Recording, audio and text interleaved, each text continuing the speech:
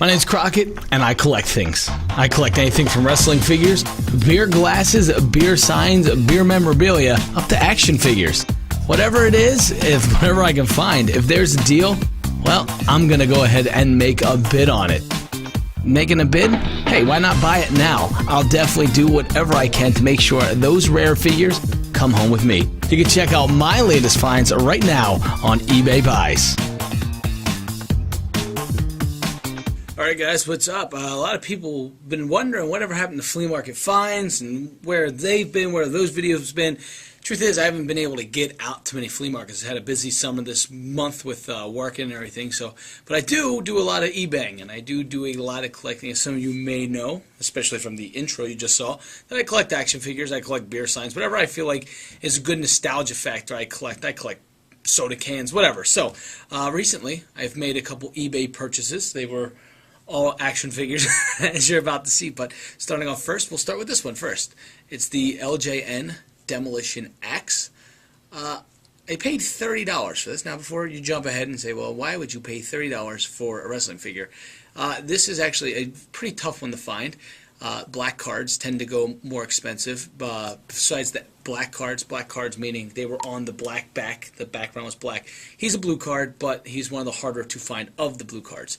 Been searching for him for quite some time, so I was pretty excited to pick him up. Next up, I bought if you don't know, I collect the big rubber WWF figures. Trying to collect all of them. I have a neat idea for my basement. When I finish my basement, I plan on putting them all around the room, the entire room, and making like the whole shelf like a big wrestling ring. It'll look pretty neat. So I'm working on collecting all these. So I got One Man Gang and Don Morocco in a pack. I was able to talk the guy down from 30 to I think about 15 bucks plus free shipping from California. So couldn't really beat that.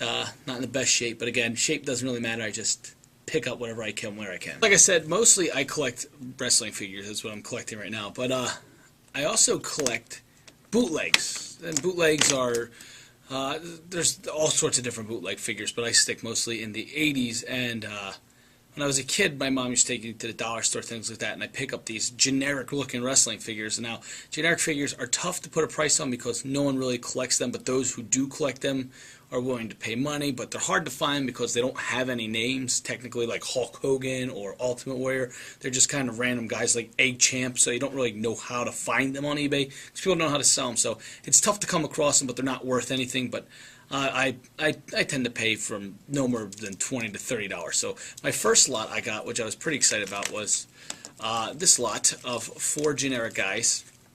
I already had these 3 from another lot. I'll show you here in a bit. But the only reason I bought this lot, and I doubled up on figures, was to get Ivan the Snake. Right here, him. He's a little bit of a harder one to find in the generic series. But, yeah, picked him up. I picked this whole lot up for, I think, $20. Not too bad of a deal.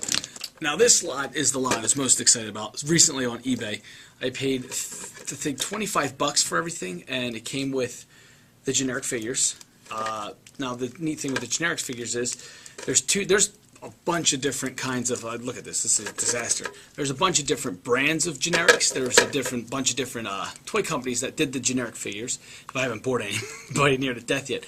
But it's also hard to actually find a ring. The generic these generic companies did make rings, and they were very cheap, very plastically, terribly made rings, but most people throw them out after a while because they weren't made of the best quality. So finding a generic ring is always very exciting, and to find it with complete stickers and everything. I think I paid $25 for this. So that was my eBay finds this month. I got a couple things coming in on eBay.